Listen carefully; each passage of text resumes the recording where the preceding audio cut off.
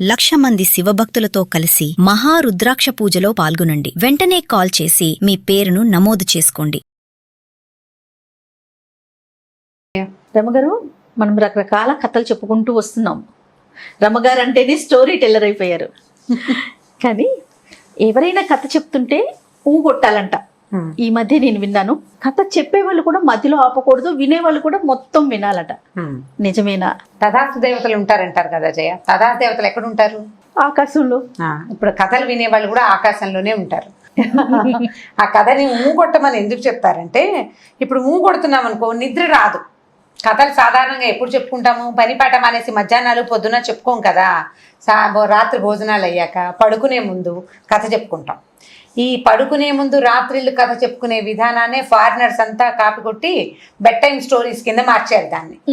రాత్రి పడుకునే కాపీ కొట్టేశారు. మనది అసలు ఇక వాళ్ళది కానే కాదు, వాళ్ళది ఏవి వాళ్ళ కదని మనమే మన దగ్గర నుంచి పట్టుకుపోయారు, మనం మర్చిపోయాం, వాళ్ళు వాడేసుకుంటున్నారు. పైగా బెడ్ టైమ్ స్టోరీ అనేది చాలా ఇంపార్టెంట్ గా వాళ్ళు స్కూళ్ళల్లో చెప్తారు, తప్పకుండా చేయాలని. మనం చేసేవాళ్ళం ఇది వరకు. భోజనాలు చేసేస్తాం రాత్రి. ఎవరైనా పెద్దవాళ్ళు ఉంటే కథ చెప్తే మిగిలిన వాళ్ళందరూ కొడుతూ ఉంటారు. మధ్యలో ఏరా ఆగిపోయి కొట్టట్లా అని కొట్టిస్తారు. ఈ కొడుతూ ఉన్నట్టు ఉంటే చెప్పే వాళ్ళకి ఆసక్తికరంగా ఉంటుంది. మొదటిది. ఇప్పుడు కొడుతూ ఉంటే అంటున్నామంటే వింటున్నట్టే కదా, ఎంతో కొంత బ్రెయిన్ యాక్టివ్గా ఉండి కథ ఆశాంతం వింటారు. పాత రోజుల్లో ఏం చెప్పేవాళ్ళు అంటే, ఇళ్లల్లో పడుకునే విధానాలు కావు కదా జయ. వాకిళ్లలో పడుకునేవాళ్ళు, వాకిట్లో, పెరట్లో, తర్వాత ఏమో చెట్ల మధ్య, పొలాల్లో మంచల మీద అలా పడుకునేవాళ్ళు.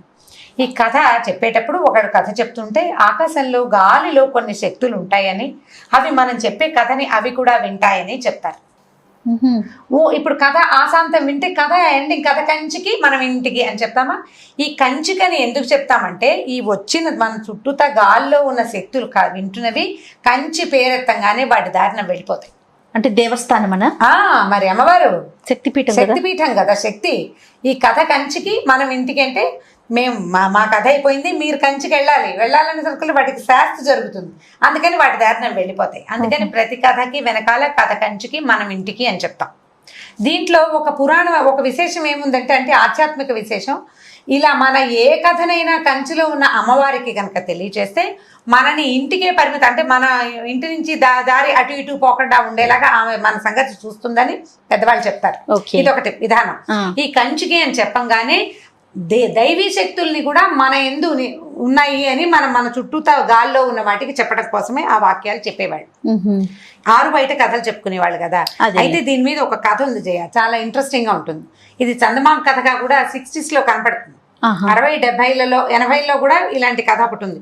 యాక్చువల్గా ఇది బృహత్ కథల నుంచి తీసుకున్నారు. ఈ కథల గురించి చెప్దాం. ఒక ఊళ్ళోనట ఒక రాజుగారి అబ్బాయి ఉండేవాడు. ఒక రాజుగారికి ఒక కొడుకున్నాడు. వాడు చాలా పొగరుబోతు, తొందరగా నిర్ణయాలు తీసుకునే స్వభావం, చాలా అందంగా ఉండేవాడు. కానీ రాజుకు ఒక్కడే కొడుకు అవటంతో వాళ్ళు ఏం చేసేవాళ్ళు అంటే, వాడు నందంటే నంది, పందంటే పంది, వాడు ఏది అడిగితే అది చేసి, వాడు ఎలా బిహేవ్ చేసినా ఊరుకుని గారాబంతో చేసేవాళ్ళు. అయితే వీడు ఎవరితోటి స్నేహం చేసేవాడు కాదు. కొన్నాళ్ళ తర్వాత వాడికి తనలాగానే ఒకే ఒక కొడుకుండి, బాగా ఆస్తిపాస్తులుండి, తనలాగానే పొగరుపోతుగా లేదా అంటే ఇష్టారాజ్యంగా సంచరించే ఓ కుర్రాడు తగిలేడు. వాడు ఎవడంటే ఒక వైశ్యపుత్రుడు, ఒక వణిక్పుత్రుడు, అంటే వ్యాపారస్తుల తాలూకు కుమారుడు. వాడు చక్కగా ఒకటే పొడుగు, ఒడ్డు పొడుగు, ఒకటే రంగు, చక్కగా అందంగా మనుషులు బాగుండేవాళ్ళు.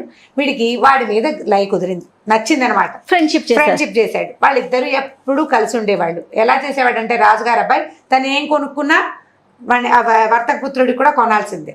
తన భోజనం ఏం వంట చేసుకుని వాళ్ళు తిన్నారో ఆ వంటను అక్కడికి కూడా పంపించేవాడు. అట్లా బాగా స్నేహితుడిగా చూసుకునేవాడు. తనలాంటి వాడేవాడు అనే ఫీలింగ్తో వీళ్ళిద్దరూ కలిసి ఉండేవాళ్ళు. కొన్నాళ్ళకి ఏమైంది, పెళ్ళిళ్ళు చేద్దామనుకున్నారు ఈ పిల్లలిద్దరికి. ముందు ఈ అబ్బాయికి వర్తక పుత్రుడికి సంబంధం కుదరంగానే రాజుగారి అబ్బాయి అన్నాడు, నీ పెళ్లి కుదిరింది కదా, నేను కూడా ఫలానా రాజుగారి అమ్మాయిని పెళ్లి చేసుకుంటానని ఒప్పుకున్నాడు. పెళ్లి సంబంధం కుదిరింది.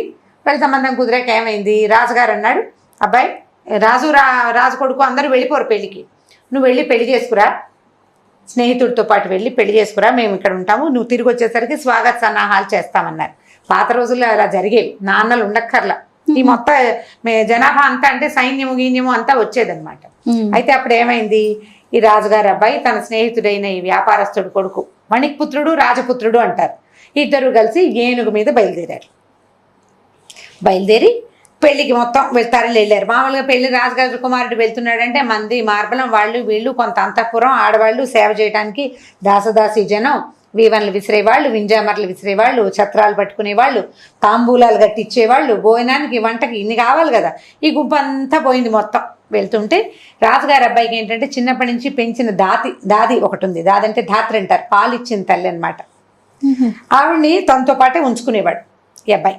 ఎందుకు? వీడికి రాత్రిపూట కథలు వినే అలవాటు, కథలు వినాలి. ఆ దాది ఏం చేసేది, చిన్నప్పుడు అంటే రాజకుమారులకి పాలిచ్చి పెంచేందుకు దాదులు ఉండేవాడు. ఇదంతా లోక సహజమైన సంగతి, అదేం ప్రత్యేకమైన కథ ఏం కాదు. తల్లులు ఇప్పుడు రాణులు ఉంటారు కదా, రాణులు ఉన్నా కూడా పాలిచ్చి పెంచడానికి కొంతమంది దాదులు నేర్పరచుకునేవాడు. ఇవి పాత కథల్లో కనపడతాయి.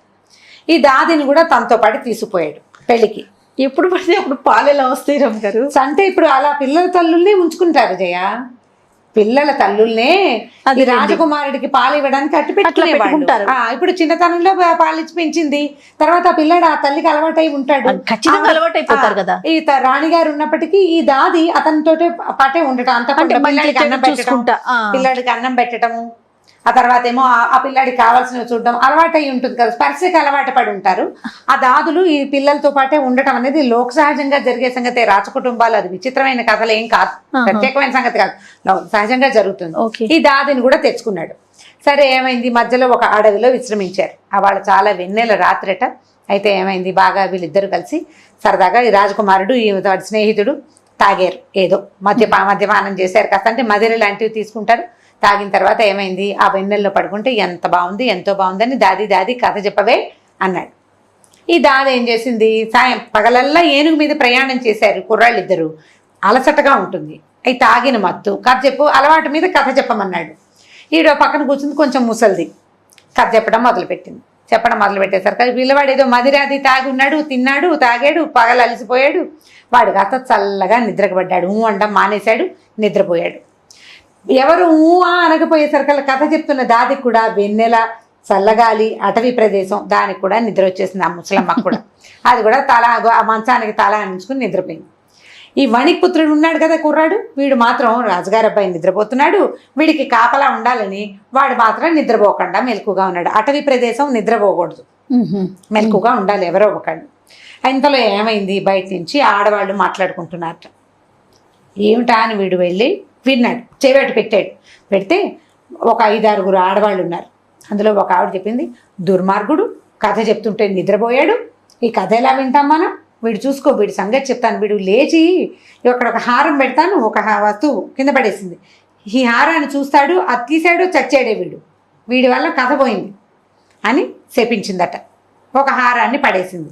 వీడు తెల్లబోయాడు. ఈ వింటున్న రెండోవాడు అక్కడి నుంచి రెండోదంది, పోన్లే అది తప్పించుకుంటాడేమో, ఒకవేళ ఆ హారాన్ని తప్పించుకున్నా అక్కడ ఒక మామిడి చెట్టు ఉంది, దాని నిండా మామిడి పళ్ళు ఉన్నాయి, వీడు కనుక ఆ చెట్టు కాయ కోసి తిన్నాడో చచ్చాడే, వీడి వల్లే మనం కథ వినలేదు. వాడు నిద్రపోకుండా కొడుతుంటే దాది కథ చెప్పేది కదా, మనం వినేవాళ్ళం, కథ వినివ్వలేదు వాడు, కాబట్టి రెండో శాపం వచ్చిందట. మూడోదంది, వీళ్ళిద్దరు ఈ రెండింటిని తప్పించుకుంటే వీడు పెళ్లి చేసుకోవడానికి వెళ్తున్నాడు కదా, ఆ గుమ్మం విరిగి వీడి నెత్తి మీద పడుతుంది, చచ్చి ఊరుకుంటాడు అని మూడోది చెప్పించింది. నాలుగోది ఏమందంటే, సరే ఈ 3 తప్పించుకున్నా కూడా ఎవడైనా ఈ సంగతి విని నీకు చావుందని చెప్పాడో అప్పుడు కూడా చస్తాడు వాడు అని 4వది చెప్పించింది. మిగిలిన వాళ్ళంతా పొండే, వాడు చచ్చిపోవటం ఎందుకు, ఈ కథ ఇంకెక్కడైనా విందా, ఊరికే మీరు మీ శాపాలును, పదండి అని మిగిలిన ఆడవాళ్ళంతా వీళ్ళని వెళ్ళిపోయారు. ఈ కుర్రాడు వినేశాడు ఇదంతా. విన్నాడు కానీ చెప్పకూడదు, చెప్తే చచ్చిపోతాడు, చెప్తే ఎలాగో చచ్చిపోతాడు. సరే వీళ్ళు ఏంటంటే విద్యాధర కన్యకలు, అంటే రాత్రిళ్ళు సంచరించే వాళ్ళు అనమాట. వింటున్నారు, ఇప్పుడు వీళ్ళు కథ చెప్పుకుంటున్నారు, ఆ కథ వినడానికి కుతూహలంగా నుంచున్నారు. సస్పెన్స్లో ఆగిపోయింది కథ. కుర్రాడు నిద్రపోయాడు, దాది నిద్రపోయింది, కథ సస్పెన్స్ ఎట్లా పోతుంది? కోపంతో శపించారు. ఇలాంటివి జరుగుతాయని వద్దనే వాళ్ళు అనమాట. అక్కడి నుంచి ఈ కుర్రాడు ఏం చేశాడు, మెలకుగా ఉన్నాడు, రాత్రంతా నిద్రపోలే. తెల్లారి తయారుగా లేచేసరికల్లా ఇక మొహం కడుక్కున్నాడు. రాజకుమారుడు పదవై మన పెళ్ళికి వేళ అవుతుంది, బయలుదేరంగానే ఈ పటకుటీరం అంటే ఒక మన టెంట్ లాంటిది వేశారు కదా, టెంట్ బయటికి రాగానే ధగలాడుతూ ఒక రత్నహారం కనపడింది. అరే భలే ఉందే హారం అని పట్టుకుపోయాడు రాజు కొడుకు. ఈ వెనకాల ఉన్నారు ఫ్రెండ్ అన్నాడు, ఒరే బాబు అదేమిటి, అదేదో మాయో ఏదో అయ్యుంటుందిరా, వీళ్ళెవ్వరికీ కనపడకుండా మనకే ఇలా కనిపిస్తోంది, వద్దు దాన్ని ముట్టుకోబోక, మంచిది కాదని కర్ర పెట్టి తోసేసాడు. దాని పక్కకి తప్పించుకున్నాడు. ఇంకా కాస్త బయలుదేరితే ఓ చోట గున్న మామిడి చెట్టు నిండా పళ్ళే. ఎన్ని పళ్ళు అయ్యేసరికల్లా రాజకుమారుడు అంటే ఏం కాపరా, మామిడి పళ్ళు ఉన్నాయి, కోసుకుందాం. మామిడి పళ్ళ చెట్లను చూస్తే నువ్వు కోసుకురా అనరు, చెట్టు ఎక్కేద్దాం అనిపిస్తుంది.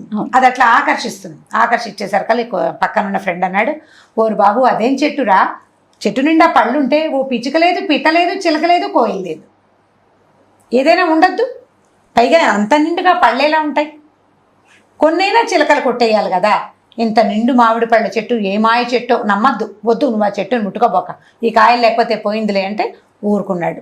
ఏమనుకున్నాడు, వీడు హారం కనపడితే తీసుకొనివ్వలేదు, మామిడి పళ్ళు కనపడితే కొయ్యనివ్వలేదు, ఏమిటి వీడి సంగతి అని మనసులో అనిపించింది. అక్కడి నుంచి ఏమైంది, సరే వెళ్ళిపోయారు. వెళ్ళిన తర్వాత ఆ రాజుగారి అంటే ఏ రాజుగారి అమ్మాయిని అబ్బాయి పెళ్లి చేసుకోవాలో వాళ్ళ ఇంటికి వెళ్ళారు. రాజు వెళ్ళేసరికల్లా ఏమైంది, రండి ఇదే పెళ్లి మండపం అని చూపించారు. ఈ పెళ్లి మండపంలోకి వెళ్ళబోతుండగా ఈ పక్కనున్న ఫ్రెండ్ ఏం చేశాడు, జబలు పుచ్చుకుని రాజుగారి అబ్బాయిని పక్కకి లాగేశాడు. ఈ పక్కకి లాగిన మరుక్షణం ఫెళ్ళమని ఆ గుమ్మం కాస్త విరిగి అక్కడ పడింది, తప్పించేసుకున్నాడు. అయితే ఇంకొక 4వ శాపం ఉంది, నేను మీకు ఇందాక కథలో చెప్పల. ఇప్పుడు ఈ 3 తప్పించుకున్నా కూడా వీడు భార్యతో కలిసి అంతఃపుర ప్రవేశం చేసినప్పుడు 100 తుమ్ములు వస్తాయి వీడికి. 100 సార్లు వీడిని చిరంజీవ అనాలి ఎవరైనా, ఒక్కసారైనా అనకపోతే వీడు చచ్చిపోతాడని 4వది శాపం పెట్టింది.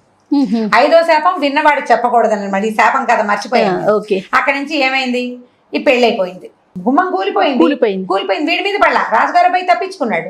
సరే ఇదేమిటి ఇలా కూలిపోయింది అనుకున్నారు, వేరే మండపం ఏర్పరిచారు, పెళ్లి చేశారు. పెళ్లి చేసిన తర్వాత పెళ్ళైపోయాక చీకటి పడింది. సాయంకాలం అమ్మాయిని అంతఃపుర ప్రవేశం చేయిస్తారు కదా, అమ్మాయి రాజకుమార్తె అంతఃపురంలో ఉంది. ఈ రాజుగారి అబ్బాయిని సాయంకాలం చక్కగా పెళ్లికుమారిని బాగా వసంతుడిలాగా అలంకరించి లోపల గదిలోకి పంపించారు, అంతఃపురంలోకి. ఈ అంతఃపురంలోకి రాజకుమారుడు వెళ్తుండగానే ఈ ఫ్రెండ్ ఏం చేశాడు, నాకు వేరే పని ఉందని చెప్పి వెనక నుంచి వెళ్ళి ఆ గదిలో మంచం కింద దాక్కున్నాడు. ఈ రాజకుమారుడు ఇక్కడ పూజలు పునస్కారాలు ఇవన్నీ అయ్యి ఆశీర్వచనాలు దంపతాంబులాలు బోళ్ళని ఉంటాయి, తతంగాలు. ఈ తతంగాలు అంతసేపు తను చూస్తూనే ఉన్నాడు. దాదిని అడిగాడు కూడా, నా ఫ్రెండ్ ఏడి అని. ఎక్కడికో వెళ్ళాడని చెప్పింది, వాడు లేడు వాడు, ఎందుకంటే వాడు ముందే దాక్కోవడానికి వెళ్ళిపోయాడు. సరే ఈ తతంగం అంతా అయ్యాక పెళ్లి కూతుర్ని ఉన్న గదిలోకి పంపించారు. ఈయన వెళ్ళి ఏం చేశాడు, మంచం మీద కూర్చోగానే తుమ్మేసరికల్లా ఈ వెనకాల మంచం కింద కూర్చున్నాడు కదా, వీడు చిరంజీవ అన్నాడు. మళ్ళీ తుమ్మొచ్చింది, మళ్ళీ చిరంజీవి అన్నాడు. 100 తుమ్ములు తుమ్మాడు రాజకుమారుడు. 100 తుమ్ములకి 100 సార్లు వీడు వాడికి వినపడకుండా చిరంజీవ అంటూనే ఉన్నాడు. 100 సార్లు చిరంజీవ అన్నాడు. రాజుగారి అబ్బాయికి ఏమీ వల్ల వాడు సేఫ్గానే ఉన్నాడు. ఈ రాజుగారి అబ్బాయి సేఫ్గా ఉన్నాడన్న ఉద్దేశంతో వెళ్ళేటప్పుడు రహస్యంగా దాక్కున్న ఈ ఫ్రెండు ఆ ఉత్సాహంతో బయటకు వచ్చేసారు కానీ రాజుగారి అబ్బాయి ఆశ్చర్యపోయి, ఇదేంటి నా అంతఃపురంలో నా కొత్త భార్యతో నేను ఉండాల్సింది పోయి వీడు మంచం కింద నుంచి ఎందుకొచ్చాడు. పైగా వీడు పొద్దున ఏం చేశాడు, మామిడి పళ్ళు కోసుకో, అంతకుముందు రత్నాహారం కనపడితే తీసుకొనివ్వలేదు, మామిడి పళ్ళు కనపడితే తిన్నివ్వలేదు, ఇప్పుడు నాకంటే ముందుగా నా భార్య గదిలో వీడు ఎందుకున్నాడు అని ఈ కోపం వచ్చేసి వాడి ఉద్రేకపరుడు. వీడి స్నేహంతో కొంత నెమ్మది అయ్యాడు కానీ వాడి కొళ్ళు మండిపోయారే, ఎవడ్రా వాళ్ళు, ఇక్కడ ఉన్నవాళ్ళు, వీడు పట్టుకుని జైల్లో పెట్టండి, రేపు పొద్దున్న చూద్దాం వీడి సంగతి అని అరిచేసరికల్లా గబగబా పట్టుకొని ఈ మంత్రి కుమారుడు కదా వీడు, వ్యాపారస్తుల కుమారుడు కదా, ఈ ఫ్రెండ్ని తీసుకుపోయి జైల్లో పడేశారు. రాత్రి అంతఃపురంలో ఉండిపోయాడు. తెల్లారేసరికల్లా వాడిని ఉరిదీయండి అని చెప్పాడు. అయ్యో, ఉరిదీయమంటే వీళ్ళు తలార్లు ఉంటారు కదా తీసుకెళ్లేవాళ్ళు, వాళ్ళు లేపి, ఈయన బాబు మీ సంగతి అయిపోయింది, మీకు ఉరిదీయమని ఆజ్ఞ వచ్చేసిందండి, పదండి అని చెప్పి బయలుదేరితే ఈ అబ్బాయి చెప్పాడు, స్నేహితుడు ఉండండి రా బాబు, నేను రాజుగారి కుమారుడిని ఒకసారి చూడాలి, ఒక వాక్యం చెప్పాలి అతనికి, చెప్పిన తర్వాత ఉరిదిద్దురుగా ఆయన ఏం చెప్తాడు, నేను చెప్పుకునే అవకాశం ఇవ్వాలి కదా. రాత్రి నన్ను బంధించారు, ఆయన నన్ను ఏం అడగలేదు, ఇప్పుడు కూడా ఊరేసేస్తున్నారు, ముందు నన్ను మాట్లాడుకొని ఇవ్వండి అంటే వాళ్ళు ఏమనుకున్నారు, వీళ్ళిద్దరూ స్నేహితులు కదా, పాపం అది కూడా కాకుండా ఆఖరి కోరిక తీర్చాలి కదా, అందుకని ఏం చేశారు, ఈ స్నేహితుడిని రాజుగారి అబ్బాయి దగ్గర తీసుకెళ్తే ఇదేం చెప్పాడంటే, నిన్న రాత్రి మనం అక్కడ పడుకుంటే నువ్వేమో కథ చెప్పమన్నావు, నేను వద్దంటున్నా, నువ్వు వినలేదు, పడుకుందామంటే విన్నావా, నువ్వేమో కథ చెప్పమన్నావు, దాదేమో కథ చెప్పడానికి కూర్చుంది, నువ్వు సగం విని నువ్వు నిద్రపోయావు, ఇంకో కొంచెం చెప్పి దాది నిద్రపోయింది, అప్పుడు కొంతమంది విద్యాధర కన్యకల దారిలో వెళ్తూ కథ సగం విని వీడి వల్ల కథ వినలేదు కాబట్టి ఈ శాపాలు వీడికని నేను శపించారు, కావాలంటే చూసుకో, నువ్వు ఆలోచించంటే హారం కనపడింది నిజం, మామిడి పళ్ళు కనపడ్డాయి నిజం, వీడికి తప్పిస్తే ఎవరికి కనపడలే అవి. గుమ్మం కూలిపోవటం ఒకటి తార్కాణంగా కనపడుతుంది, తను 100 తుమ్ములు తుబ్బటం కూడా నిజంగానే కనపడింది.